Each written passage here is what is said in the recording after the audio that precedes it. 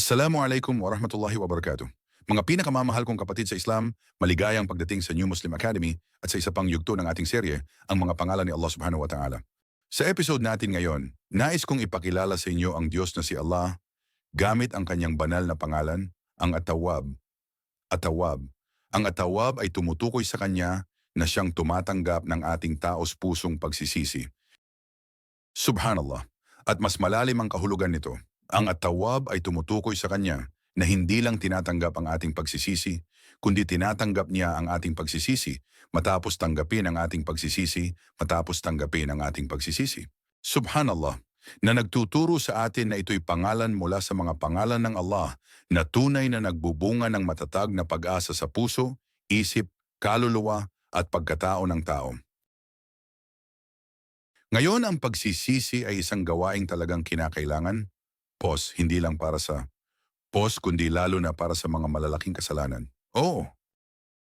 Kaya kapag humingi tayo ng kapatawaran, ito'y kailangan para sa lahat ng iyong kasalanan, ngunit para sa malalaking kasalanan, ang pagsisisi ang proseso. Ang pagsisisi ay paghingi ng kapatawaran at higit pa, hindi ba?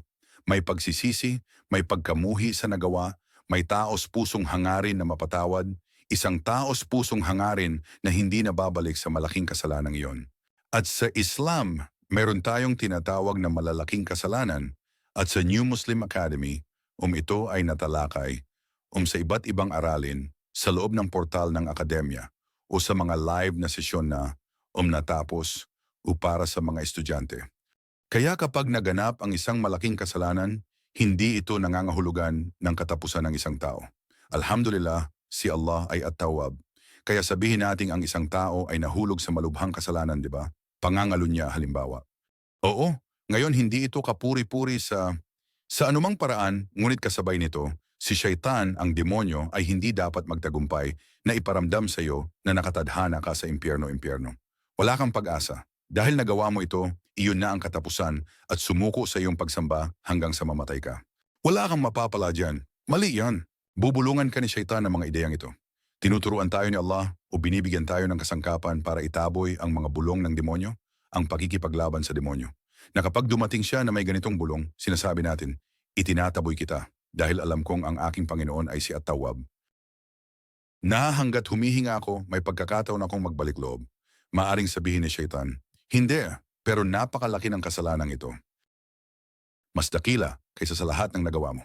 Pero mas lalo mo siyang mapapaisip sa pagsasabing, oo, sa nakaraang episode ng New Muslim Academy, nalaman natin na mula sa mga pangalan ni Allah ay si Al-Ghafir, ang nagpapatawad. Ngunit dito, itinuturo sa akin na si Allah ay si At-Tawwab, ang nagpapatawad ng malalaking kasalanan.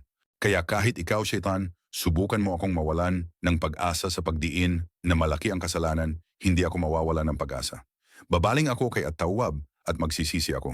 At-Tawwab, sabi ni Allah subhanahu wa ta'ala, watakallah, maging may takot sa Diyos kay Allah, maging matuwid. Inallah Tawwab, tunay na si Allah ang nagpapatawad ng inyong malalaking kasalanan at siya ay Rahim. At tinalakay natin si Rahim sa nakaraang episode. Siya ang lubos na maawain, mayroon siyang espesyal na awa para sa mga mananampalataya. Tulad ng sabi ko, ang pangalang ito'y pag-asa, hindi huwad. Hindi tayo tinuturuan magplano ng kasalanan. Dapat natin itong labanan, ngunit kapag tayo'y nadapa, hindi tayo dapat mawalan ng pag-asa sa Allah subhanahu wa ta'ala. Walang duda, mga kapatid sa Islam, kapag nalaman natin ito kay Allah, nagbubunga ito ng taos-pusong pagmamahal kay Allah at pagnanais na maging masunurin at pagnanais na lumayo sa kasalanan. Ito ang ginagawa nito at nagbibigay ito ng kakayahang labanan ang mga bulong ni Shaitan.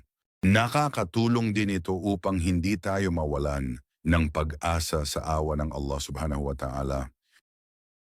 Ipinakikilala ko kayo sa inyong Panginoon sa kanyang pangalang At-Tawwab, ang tumatanggap ng ating pagsisisi, pagkatapos tanggapin ang ating pagsisisi, pagkatapos tanggapin ang ating pagsisisi, pagkatapos tanggapin ang ating pagsisisi, pagkatapos tanggapin ang ating pagsisisi, at naiintindihan nyo na. Hanggang sa susunod, Assalamualaikum warahmatullahi wabarakatuh.